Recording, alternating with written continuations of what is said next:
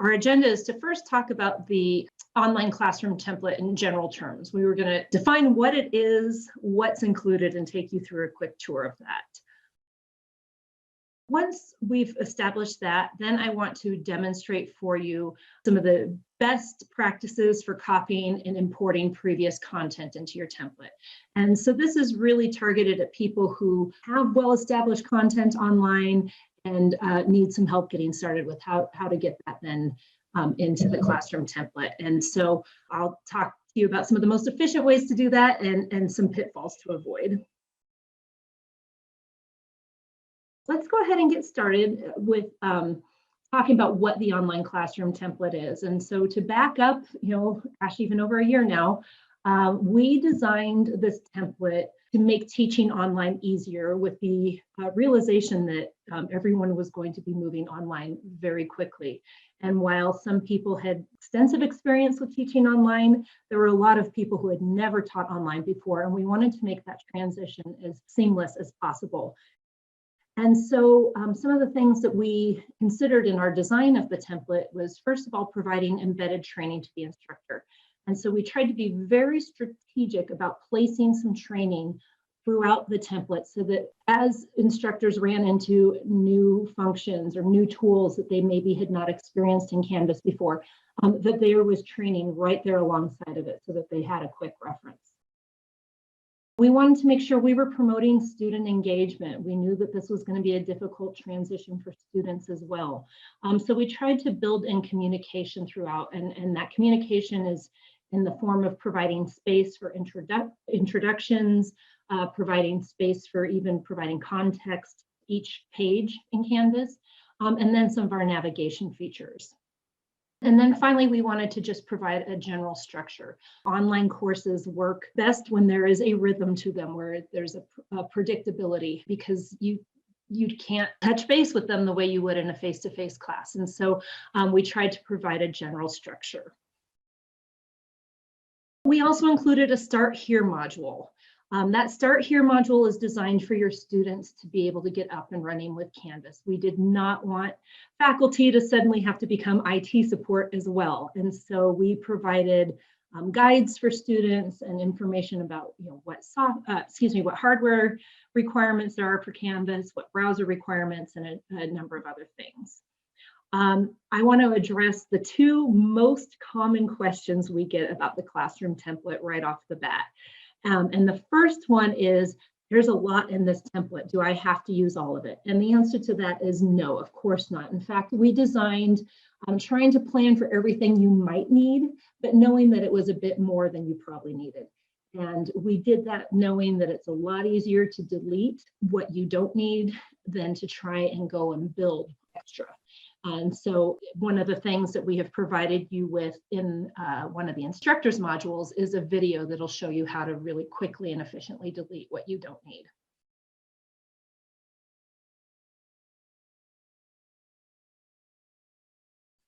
The other common question we get is, what is this template dev anyways? I don't know what that means. And dev shells have been used in Canvas for a long time. In fact, since we adopted Canvas at UNC, we have had dev shells, and dev is just short for development shells. And sometimes instructors like to build their courses in a development shell. The nice thing about doing that is you can build a little bit at a time. There are never students in that course, so it's a safe place to make mistakes. And oftentimes an instructor likes to build an entire course in a dev shell and then move that course into their live shells.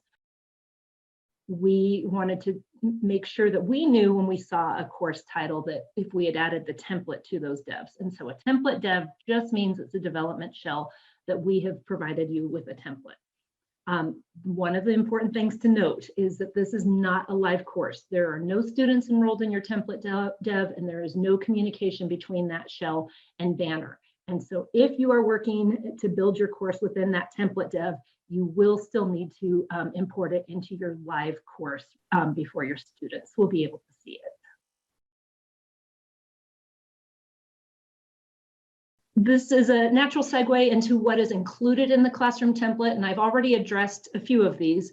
But if you have never worked with the template before, the very first place you're going to want to start is announcements. We have provided an announcement for you so that you can get a general idea of everything that's in there. And then from there, you will want to go into the instructors modules. We've provided 2 modules for you. First module is the template module, and that has 2 videos at the very beginning. One will show you how to work within the template and how to edit within the template, and the other one will show you how to duplicate template pages.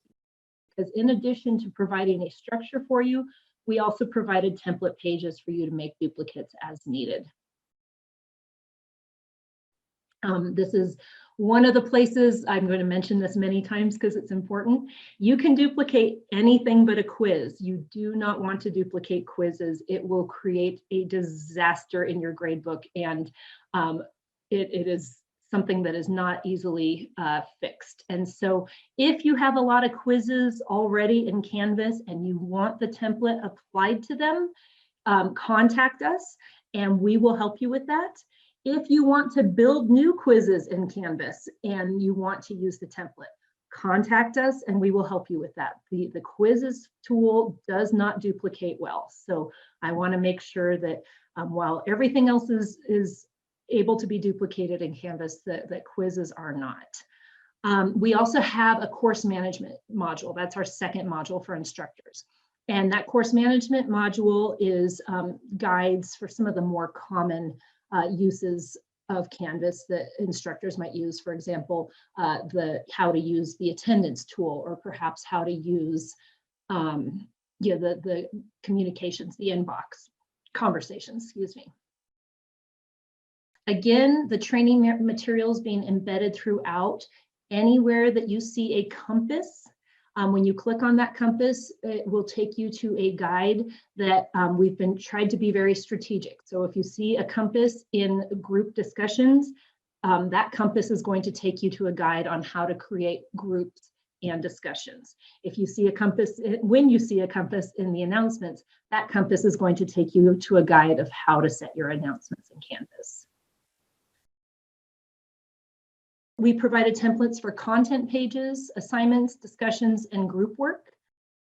You cannot duplicate quizzes, but you can duplicate anything else. We have provided you with 2 single-use quizzes.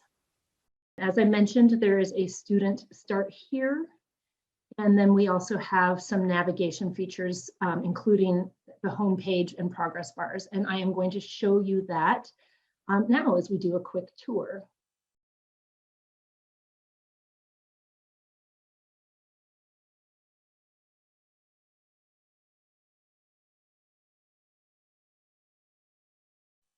Okay, and so if you have already received a template dev from IDD, which most of you here probably have, you're going to see something like this, and you're going to recognize that at the beginning, we're going to have your course code and the term, and we're going to have the name of the course. We are always going to provide you again with that information to start with, and so that's going to be in your announcements. And you're also going to have quick link to the syllabus and to course FAQs. And that's just a place for students to ask questions where you can answer so that everyone can see them, so that you're not answering the same question repeatedly. If in the event that you don't use course FAQs, we can remove that. You can make a quick link to something else.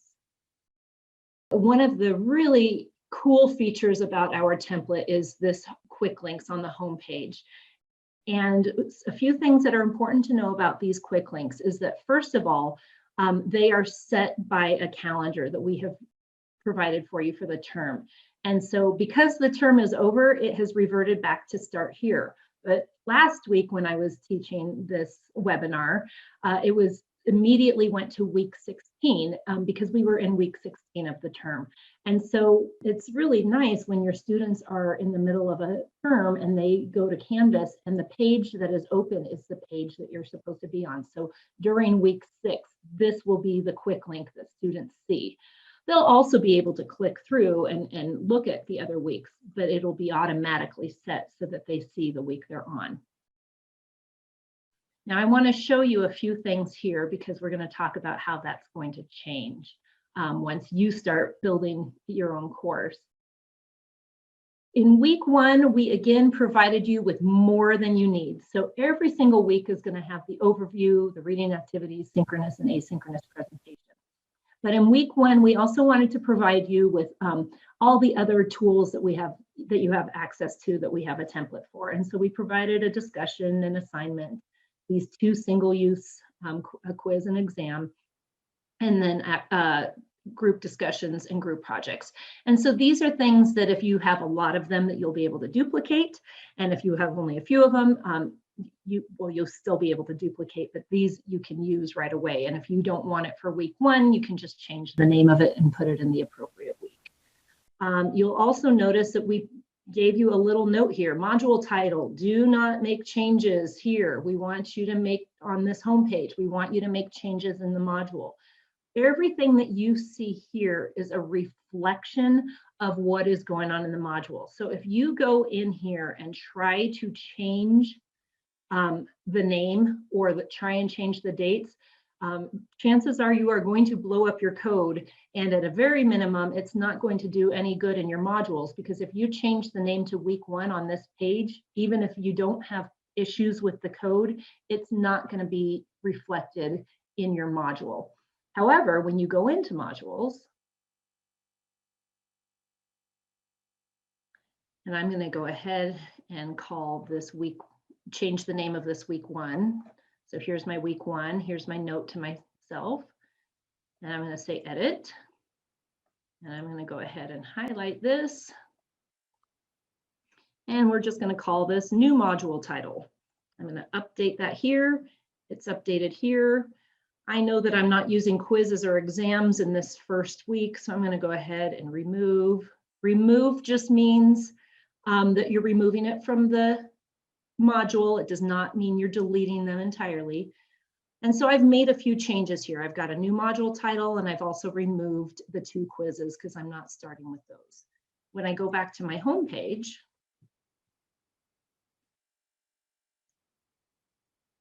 and I take a look at week 1, you'll now see that that new module title is reflected here, and you'll also see that those quizzes have been removed here. And so everything that happens on this page is a reflection of what is going on in modules.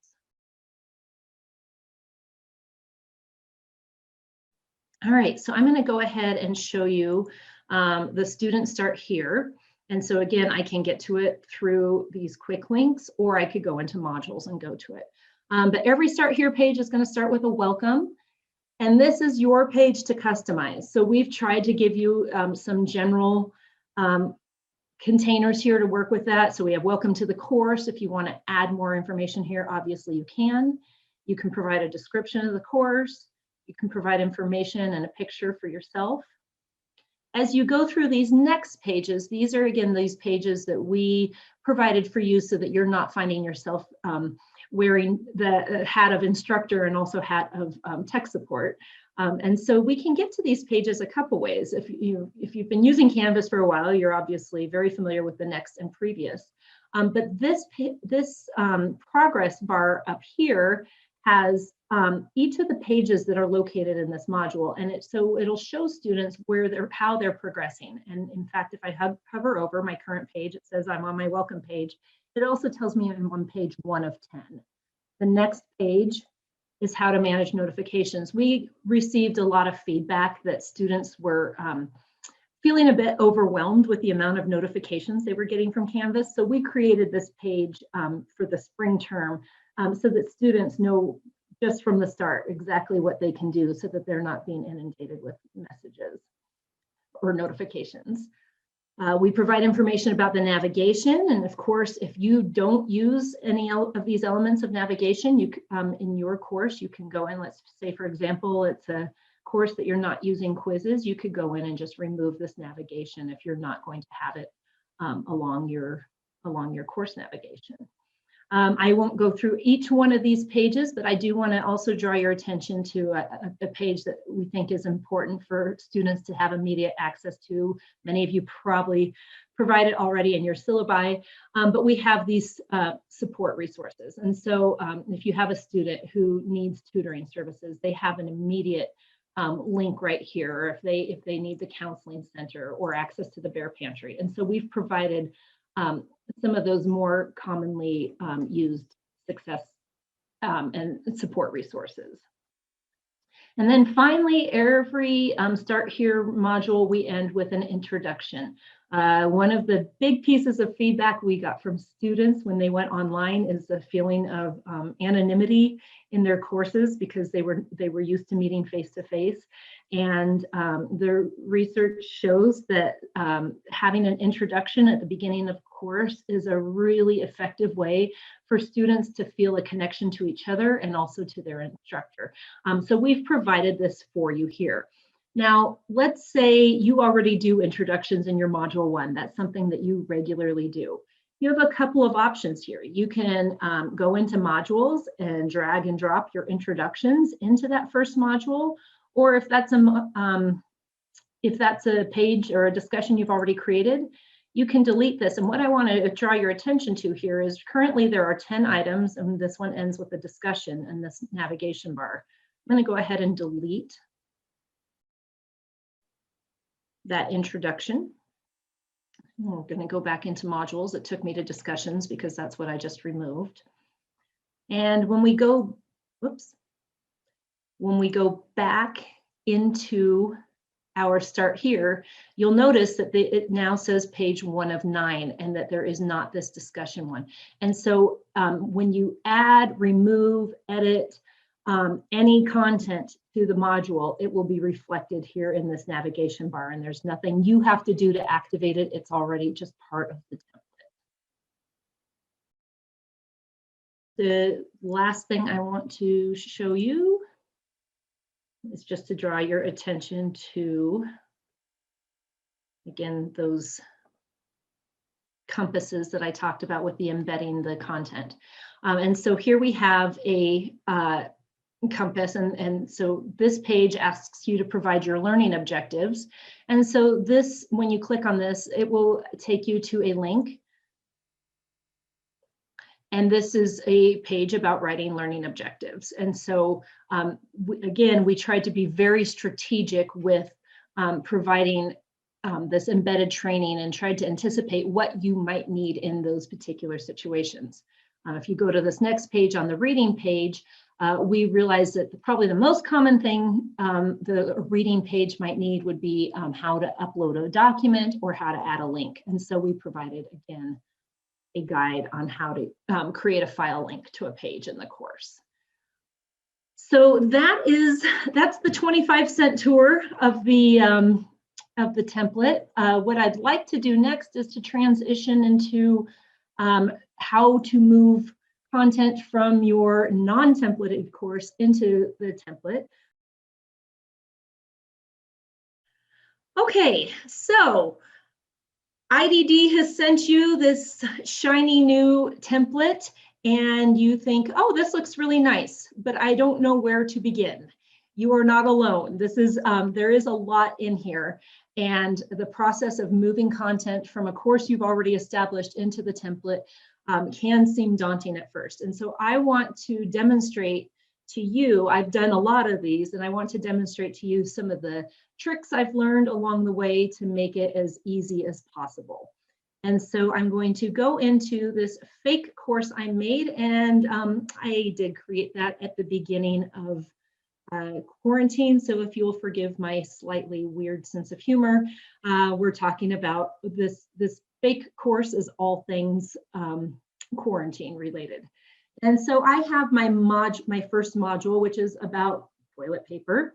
And I'm going to be moving this into a templated course. And I know that my templated course is on a weekly, that it's week 1, week 2, week 3, instead of module 1, module 2, module 3. I have a few options here. I can go and rename these to reflect the week, but I know that this is a module that's going to go into a week. I also know that I don't want to get confused between which module is my old module and which module is my new module. So here's a course that is just concluded. My students have received their grades. They're not going to see this module anymore. So I can make a few adjustments to it. And the very first thing I'm going to do is I'm going to go in, I'm going to edit the name of the module. And so I'm going to put at the very beginning here, old, old. And that's how I remember, okay, this is my old module, this is the module that I'm moving. And so I'm going to go ahead and select update. I've got my module 1 learning objectives, my reading assignment. I'm going to go ahead and rename this page from activities to module 1 activities. And I'm going to do that again so that I'm really keeping things clear of what is the old version and what is the new version. As I mentioned before, quizzes do not duplicate. But if I want to, but that doesn't mean you have to rebuild a quiz from scratch in your new template. We can move this over and you can reach out to us and we can help you apply the template later. You need to make the same decisions with discussions and assignments. If discussions and assignments are a simple matter of you just need to copy your content over into the template, then that might be worth your time. But if you have set up an assignment or a discussion that's connected to a rubric and that there's some other elements in there, you might want to just copy this untemplated one over and again, reach out to us so that we can help you get that template applied to it. So before you do your first import, the first thing you're going to want to think about is, do I want to move these with my module, or do I want to move them in a chunk? Like, do I want to move all quizzes at the same time or all discussions at the same time? Because these are already in the module, I'm going to want to move them with my module. So I'm going to go ahead and again, call this module 1. And I'm going to call this module 1. Now, if you have a 16-week course with 16 modules, this can feel a little bit daunting, again, to move everything over at the same time. And in fact, I would advise against doing that. I typically only move 1 or 2 modules over at a time. That way I am keeping close track of what I have moved, and it's a lot easier to work with. So I also purposely provided a module that was called week 2, because now we're going to have 2 different things titled week 2. Again, I would go in and change my naming conventions. And so I'm going to click edit, and I'm going to call this old so that I know this is the old version. In fact, I might even go in and call this W2 instead of week 2. That way I know, okay, W2 is the old one, week 2 is the new one. And I would again go through and do that for each one. So this becomes W2 learning objectives. This becomes W2 video. And I'm only going to demonstrate one module, so I'm not going to take time to go through and change the all the naming conventions on this second one. But you understand the idea that we're going to go in and we're going to change these naming conventions to help keep them straight. Now at this point, once I've got my naming conventions set in my old course, I can leave this course. I don't need to come back to it. For the purpose of this demonstration, I'm going to leave it open because I'm going to demonstrate a what not to do in a few minutes. And so I need access to this course again to show you the what not to do. But for right now, I have my first module set, I have my naming convention set, and I'm ready to go. So now I'm going to move into my new templated course. And I'm going to say I want to import content from my old course. And so I'm going to say copy a Canvas course. Oops.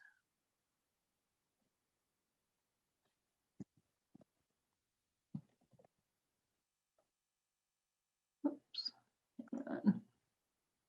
Oh, I forgot my hyphen. No template. There we go. And if you've copied a course over before, you're probably pretty used to just copying over all your content. Again, here, this is going to be a lot easier if we work with it in bite-sized pieces. So I'm going to say select specific content, and I'm going to click import, which it's not doing any importing yet because I haven't told it what to import. So I'm going to select content. And now I'm going to go in here and it's going to show me all the different elements of my course. And in fact, in this module, we know that there's a quiz in that module. We know there's a discussion in that module. I know that there's a rubric associated with the discussion in that module. I don't have to try and remember everything that was in that module and go and pick and choose. Once I select this module right here, everything that is associated with that, the quiz, the discussion, the files, the rubric, everything's going to hitchhike over with this module into the new course. And so all I have to do is say, I want to move this module, and then I'm going to say select content. And then it usually just takes a minute to move over. So once it's completed, I'm going to go into my modules. Anytime you add something in Canvas, it's always going to add it at the very bottom. So I am scrolling down to the very bottom. Here's my old module, and I'm going to tell Canvas that I want to move that so that I'm working with it side by side. So I'm going to move that module, and I would like to have it placed just after my week 1 module. So I select move. And now here we are. Here's your week 1 module with the template in it. And here's the old week 1 module. And so you can see, I'm happy that I did those naming conventions because I'm not trying to figure out which is which. And the first thing I'm going to do is rename this module in week 1.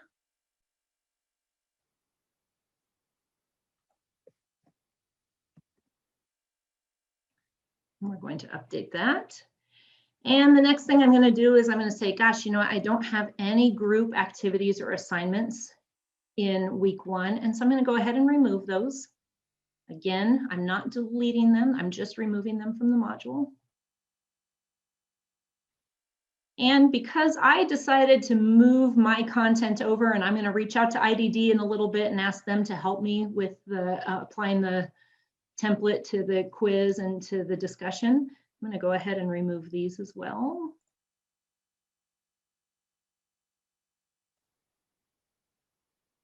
And now I'm going to drag using these handlebars. I'm going to drag this up, and I'm going to drag this up. And so now I have established here my assignments and activities that I brought over from my course. I have my content that I still need to move, and I have the template. And so from here, it's really just a simple matter of copying and pasting. So I'm going to go ahead and open the templated overview in one page. It's opening up in that tab, and my learning objectives from my previous course in the other page. And so I'm going to go ahead and select edit. And again, we provided you with more than you might need, but this page here, we have provided for you a place to put your objectives.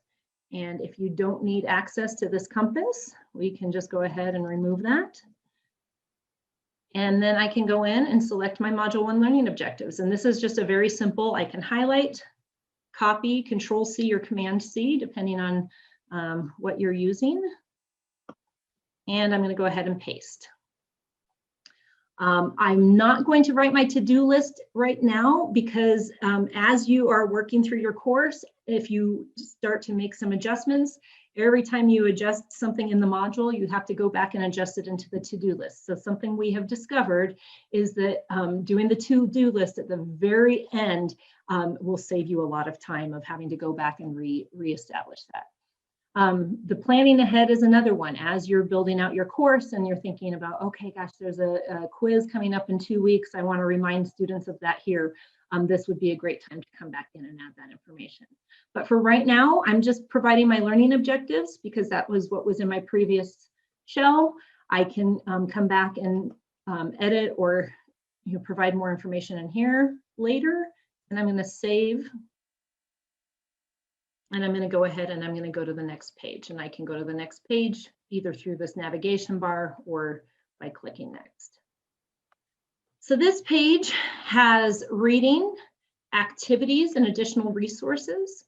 I happen to know that I'm not using additional resources on this page, but I will be providing reading and activities. So the first thing I'm going to do is I'm going to go in and edit.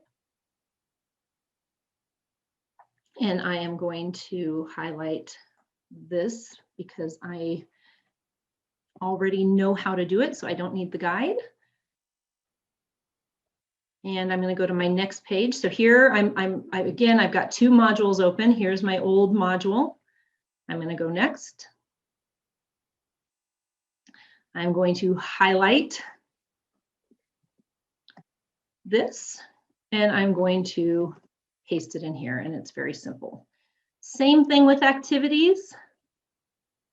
I'm going to remove the guides because I now know what I'm doing. So you may use those guides in the first few modules, and then as you get more comfortable with adding or providing links, then you don't need them.